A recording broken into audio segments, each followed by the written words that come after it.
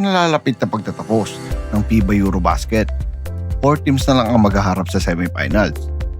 Yun ay ang Germany ni Dennis Schroeder laban sa Finland ni Lauri Markkanen at Greece ni Giannis Antetokounmpo kontra sa Turkey ni Baby Jokic na si Alperen Sengun. Mga pre, alam niyo ba na bago pa naging powerhouse ang Spain, Serbia o Croatia sa basketball? Merong isang bansa na halos unstoppable sa Europe at sa buong mundo.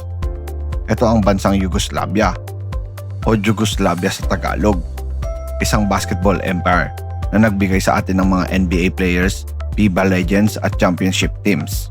Pero paano nga ba sila naging dominant? At bakit hanggang ngayon, ramdam pa rin ang legacy nila sa modern basketball? Tara samahan niyo ako sa deep dive na ito, ang kwento ng Yugoslavia Basketball Dynasty. Origins and Rise of Yugoslavia Basketball. Noong late 1940s at 1950s, halos bagong laro pa lang ang basketball sa Eastern Europe. Pero ang Yugoslavia, mabilis silang nakasabay at nag-adapt. Sa totoo lang, hindi sila agad naging powerhouse. Noong una, dehado sila sa mga established teams tulad ng Soviet Union at USA. Pero may isang malaking difference. Seryoso silang nag-invest sa grassroots at coaching. Sa maliliit na towns at lungsod, nagkaroon ng community courts, youth leagues at structured na sistema ng training. Ang mga bata natuturuan ng fundamentals at teamwork mula sa murang edad. Tapos dumating si Aleksandar Nikolic, kilala bilang father of Yugoslav basketball. Isa siyang visionary coach na naniniwala na para makatalo sa mas malalaking bansa, kailangan nilang maging mas disiplinado, mas matalino at mas creative sa style of play. Tinuruan niya ang mga players ng importance ng spacing at ball movement. Pinadevelop niya yung European version ng team first basketball, kung saan bawat pasa at galaw ay may purpose. At higit sa lahat, pinalaganap niya yung ideya ng basketball can be an art of form. Unti-unti nakita yung resulta. By the 1960s, Yugoslavia started winning medals in Eurobasketball. Consistently lumalaban sa finals. Hindi pa sila laging nagcha-champion, pero ramdam na ng buong Europe. Napapalapit na sila sa tuktok. At dumating ang breakthrough noong 1970 FIBA World Cup na ginanap pa mismo sa Ljubljana, Slovenia, na noon ay parte pa ng Yugoslavia. Sa harap ng kanilang home crowd, natalo nila ang powerhouse na USA at Brazil. Yun ang unang world title ng Yugoslavia at dito nagsimula ang kanilang golden era.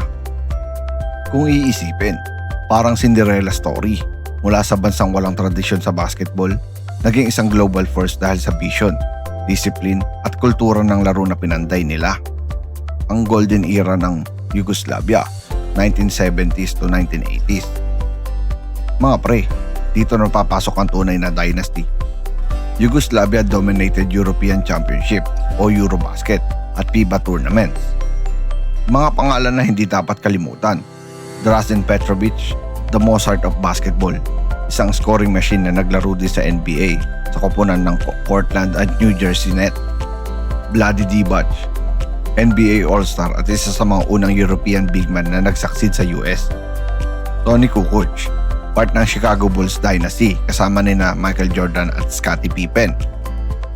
Dino Rada at Sarko Paspalj, parehong dominant big men sa Europe at NBA. Hindi lang sila malakas dahil sa talent. Ang Yugoslavia system emphasized team playing, passing at discipline. Para silang Europe version ng USA Dream Team noong panahon nila.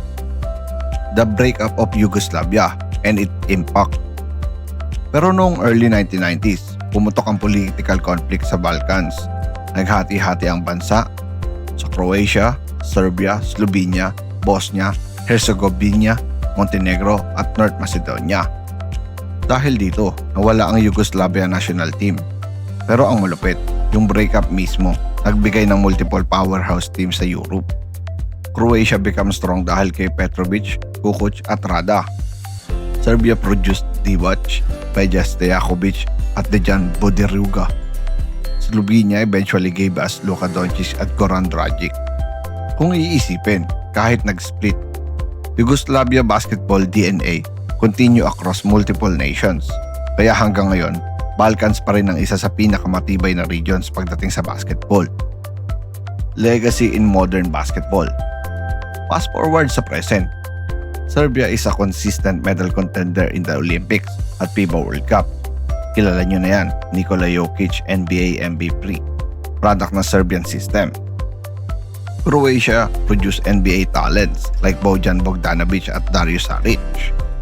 Slovenia has Luka Doncic, arguably one of the best players in the NBA today. The influence of Yugoslavia is everywhere. The style of play, coaching methods, at pati sa kultura ng basketball sa Europe. Kung walang Yugoslavia, baka hindi ganito ka-global ang laro na ito ngayon. Challenges and what ifs. Pero ito ang tanong, what if hindi nag-break up ang Yugoslavia? Imagine a national team na may Petrovic, Divac, Kukoc, Rada Buduriga, tapos eventually Luka Doncic, Bogdan Bogdanovic, Nikola Jovic, Nikola Vucevic, Ivica Subac at Nikola Jokic. Grabe, di ba? Baka sila ang tunay na dominant team sa mundo. Hindi ang Team USA. Pero kahit ganon, ang realidad is yung paghati ng bansa, nag-spread ng basketball influence sa buong Europe. Kaya ngayon, imbis na isang super team, meron tayong multiple strong teams na galing sa iisang ugat. Mga pre, ang Yugoslavia basketball ay hindi lang tungkol sa trophies o players. It's about a system, a culture, at isang basketball identity na tumagos hanggang ngayon. From Petrovic hanggang Doncic, from Divac hanggang Jokic, lahat sila produkto ng iisang legacy.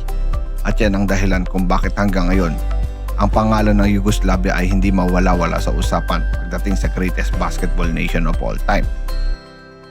Mga pre, kung nagustuhan nyo itong deep dive sa Yugoslavia basketball, huwag kalimutang i-like at i-subscribe para sa mas maraming kwento tungkol sa sports at sa world of basketball. Comment din kayo kung hindi nag-split ang Yugoslavia, kaya ba nilang talunin ang USA Dream Team? Excited ako makita ang mga sagot nyo. Dito lang sa channel na laging may kwento, laging may basketball. Maraming salamat mga pre.